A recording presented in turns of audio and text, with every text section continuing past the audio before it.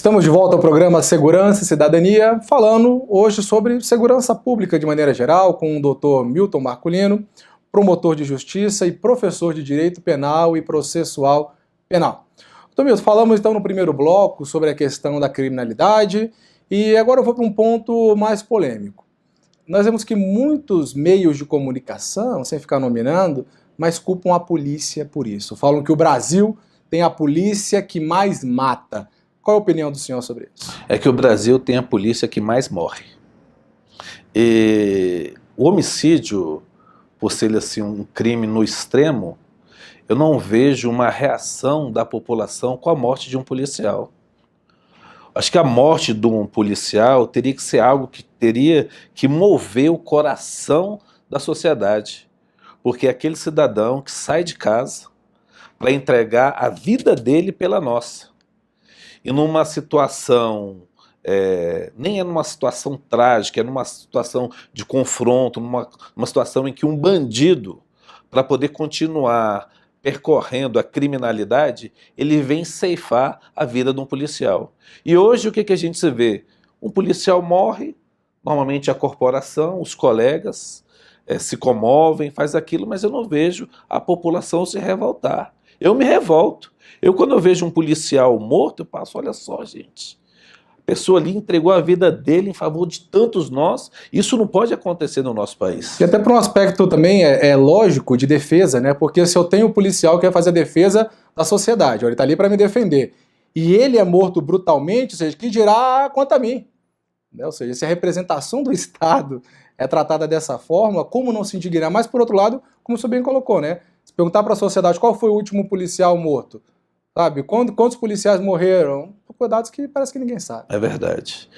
As pessoas estão mais preocupadas com a vida daquele que tentou contra o policial, porque, regra geral, num confronto em que há o policial e existe o bandido, e o bandido morre, foi justamente porque ele quis matar o policial, ele estava tentando matar alguém, e o policial, regra geral, ele age em legítima defesa. E essa, inclusive, é uma interpretação que tem que ser dada hoje em favor do policial. Que, regra geral, o policial age adequadamente, ele age de forma moderada. Os requisitos, inclusive, da legítima defesa sempre se encontram. E hoje, o que eu tenho visto é que tem se dado hoje uma interpretação completamente equivocada quanto a isso. Até você podia explicar esse instituto para o telespectador que está nos assistindo, ou seja, como que é conceituado, o que é legítima defesa, que se a pessoa tem aquela arma e fala assim, não, mas o policial não precisava ter atirado, fulano ele estava, sabe, com uma faca, porque o policial atirou. Como é que funciona a legítima defesa para quem está nos assistindo? Certo. A legítima defesa existem 5 requisitos. É necessário que haja uma agressão injusta, que ela seja atual ou iminente, que a pessoa esteja na defesa de direito seu ou de outrem. É necessário que ela haja de forma moderada, utilizando os meios necessários. Certo. Isso, às vezes, falando assim, cria um tecnicismo muito grande para quem não compreende o direito. Mas nós que somos operadores do direito, no que se refere a confronto entre policial e bandido, existem 2 requisitos que têm que ser dado uma interpretação diferenciada. O que se refere à moderação e à iminência dessa agressão. Eu cheguei a ouvir o absurdo que um policial só pode efetuar um disparo quando ele recebe um. Isso repercutiu bastante. Eu nunca vi um policial morto conseguir repelir uma agressão a uma pessoa atirada. Então, olha só, primeiro, moderação. O que é ser moderado? Você tem que agir até que aquela agressão seja cessada. Agora, imagina nós, em que assaltantes acabaram de assaltar o banco, acabaram de assaltar um veículo, estão com armas, pegam, a polícia chega, faz um cerco. Essas pessoas não param, sai o policial em perseguição. Então, o bandido já está ali na iminência de atingir o policial e o policial não pode atirar. É lógico que o policial pode atirar. A agressão ela é iminente. A qualquer momento, um dos meliantes pode atirar no policial. Por que o policial não pode atirar? Pode atirar. Ele está ali defendendo, ele está defendendo o patrimônio que foi roubado, ele está ali no estrito cumprimento do seu dever legal, prendendo aquela pessoa que está fugindo das regras impostas na nossa sociedade. Por exemplo, num confronto mesmo em que existe uma troca de disparos, que tem 3, 4 policiais, tem 3, 4 bandidos, e às vezes você se depara com um daqueles bandidos que está ali com 10 disparos. Fala assim, nossa, isso daí foi execução. Não, não foi execução não. Se são 4 policiais, existe uma regra que o policial, na hora de efetuar um disparo na defesa da sua integridade física, da sua vida, ele tem que efetuar um disparo, um tiro duplo. É para poder realmente acabar com aquela... Pou. Sempre é isso. Então, se tem 4, se dos 4, cada um dá um tiro duplo, aí são 8 disparos. E se um desses resolveu dar mais um tiro duplo, aí são 10. Então, agiu de forma moderada. Agora, para que nós vamos abarrotar o Poder Judiciário? Vamos denunciar um policial desse que saiu para proteger a nossa sociedade, que matou um bandido na legítima defesa, para que ele seja impedido de ser promovido, porque nós sabemos que o policial ele é impedido de ser promovido quando tem processo criminal, fazer com que nós arrolemos testemunhas, levemos pessoas à justiça, até as barras do tribunal do júri, sabendo que no final é caso de absolvição. Ou seja, tem que escolher, né? De que lado, quem que você quer defender? A sociedade ou o criminoso? Então, eu, por exemplo, como promotor de justiça, regra geral, assim, são realmente raros os casos que eu denuncio um policial. Existe confronto, a pessoa atirou no policial, a pessoa foi morta, eu não vou ficar ali preocupada se a pessoa foi morta com 6, com 8, com 4, com 5, não. Eu vou analisar as condições, sabe por quê? A pessoa, para ela poder ter uma análise dessa circunstância, ela tem que tentar viver. Eu, particularmente, eu já fiz curso de tiro.